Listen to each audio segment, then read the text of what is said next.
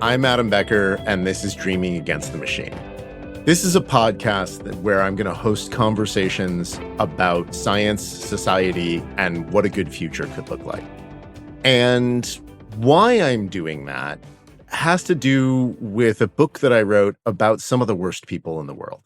That book is called More Everything Forever. And it's about tech billionaires, the terrible ideas that they have for the future that they're trying to shove down our throats and why those ideas don't work, and the strange places that those, visions of the future come from.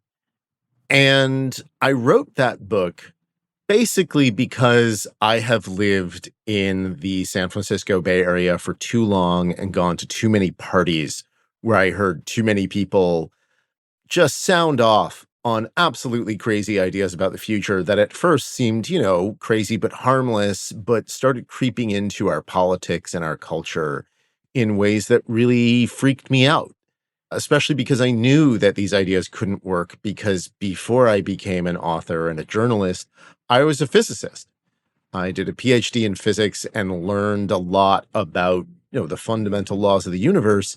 And while physicists have a tendency to believe that they know everything, and I like to think that I know that I don't know everything, but it is true that physics will, tell you about some fundamental limits on what's possible in the world. And usually those limits are not the reasons why you can't do things. And if you run up against those limits, you've got a serious problem.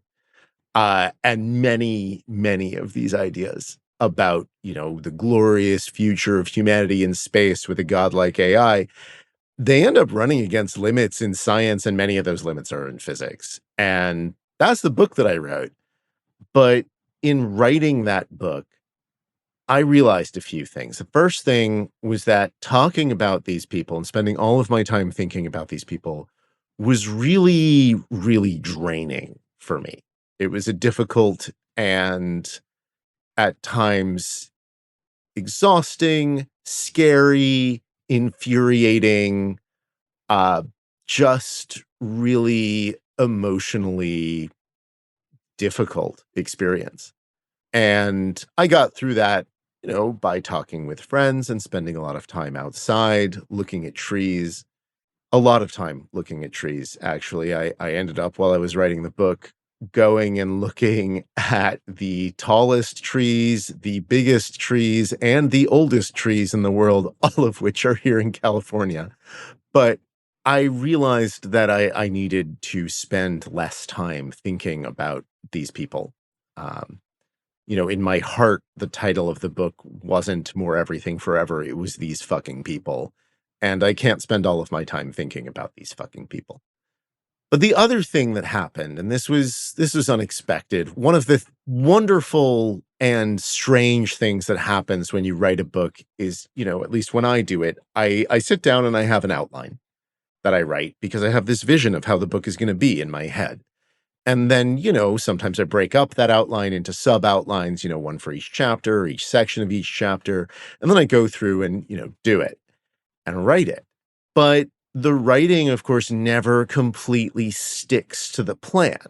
It's like having a map of a hiking trail, except the map is 50 years old and was created before they even first, blazed the trail in the first place. And when you get there, you find, the actual route of the trail is different from the map, and I lose it in some spots. And also there's been maybe a giant snowstorm or two that has knocked over a large number of trees and caused a stream to flood. And there's a lot of places where I just have to go and do something pretty different from what I thought I had to do. And there's no place where this is more important in a book than at the very beginning and the very end. And I thought that my book was going to have to end with me giving a positive vision of what I wanted the future to look like, because I spent the whole book talking about these really unbelievable dystopian and utopian visions of the future, all of which are horribly broken. And even the utopias are really just utopias for a few and dystopias for the rest of us. And that's a lot of what I wanted to get across to the readers in the book, is that, like, even if these ideas did work, which they don't, they aren't good ideas. They are bad scientifically, politically, sociologically, philosophically, you name it. But as they say, criticism is easy, building something is harder, right? And I think that in a way, writing a book is a form of building something, even if that book is filled with criticism. I think we need criticism. It's important. It's part of the job of journalism. And I am certainly a journalist. But when it came time for me to write the end of the book, I had this big old blank space that said, talk about what a good future would look like. And I tried to do that and it didn't work. And I tried again and it didn't work. And it wasn't until I came across a quote from one of my favorite authors, George Orwell, that I realized what was going wrong. And I went and talked with my editor about it. And he said, yeah, just put that in the book. And what Orwell said was that most people who imagine utopia are like the people, are like someone who has a toothache, who thinks that happiness consists in not having a toothache. They've confused something that was good because it was temporary with something that should be a permanent state of affairs. That's not a direct quote, but it's close. It's pretty much what Orwell said. And then he goes on to say that, you know, we can't really come up with a utopia. The best we can do is say, well, the future should proceed along certain lines. We have certain goals in mind, but we can't picture what an entire good future looks like in every detail. It's not possible. And I think he's right. And I use that to change the ending of my book to talk about one specific problem and specific solution to that problem, rather than coming up with a whole fantastical vision of a fully realized utopia. But at the end of the day, when I was done with the book, it was off to the editor. A few days after the final edits was the 2024 election, and Trump won, and I was devastated because he's a monster and a fascist, and he's making the world a worse place for everyone on it, including himself, I think, but maybe that's a separate conversation. But I started thinking about hope and started thinking about, where can I find hope? And when the book came out the following April, and I went around and started giving talks about it, I just kept meeting people who were filled with despair. You know, Doge was in full swing, something that I had actually written about in the book before it happened, because they had these fucking people had said that that was what they wanted to do. And then they went off and did it. And it was even more horrible than we all thought it was going to be. And people kept asking me, you know, they've won. What can we do? Where is the hope? And I'd like to think that now, more than a year after that, or about a year after that, there's more obvious grounds for hope. We have seen a rising tide of backlash against the tech oligarchs, against the flood of AI slop that has taken over the internet. And we've also seen some political developments here in the US that, you know, against the horrifying background of the destruction and incompetence of this administration, there's still some reason for hope, and the elections that we've had have gone pretty well. But I think that part of the reason I wasn't able to come up with a utopia is not just what Orwell said. It's also what a friend of mine, Shazida, who's going to be on this podcast at some point, she said to me, coming up with good ideas about the future is something that we have to do in community.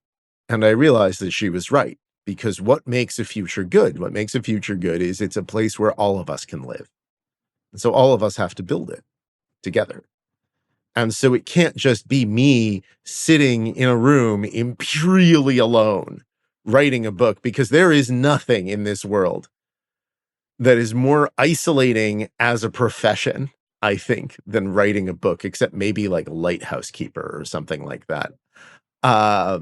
But it can't just be me up here alone coming up with what a future looks like. It has to be a conversation. It has to be a series of conversations with all sorts of people doing all sorts of things and thinking about things. Because one of the other things that I wrote about in the book and that I really sort of came away with deeply after writing it was that these fucking people believe that they know everything, that they are the smartest people who've ever lived. And I'm no longer sure I even understand the meaning of the word intelligence. I think that maybe, that's a word that definitely has a long history of racism and eugenics behind it. And I also think that maybe we use it in ways that don't make much sense. But what I know for sure is that I don't know everything, and that there are a lot of really important things that I have no expertise in. But one of the things I do think I'm pretty good at is having conversations with people and making the people I'm talking with feel comfortable, and finding interesting people and asking them interesting questions about what they think the world could look like. And with my training as a scientist that I carry with me everywhere, whether I want to or not, that brings me a different perspective. And my hope for this show is that with these conversations, with all of these different people, we, you, the listener, me, and my guests, and the wonderful team I have working with me on this podcast, that we can all start dreaming of a better future. One that doesn't involve this gigantic inhuman force that I have perhaps grandiosely dubbed the machine. I don't want to rage against the machine. When I was brainstorming titles for this podcast, I wrote down Rage Against the Machine, and then I put in parentheses after that, name already in use.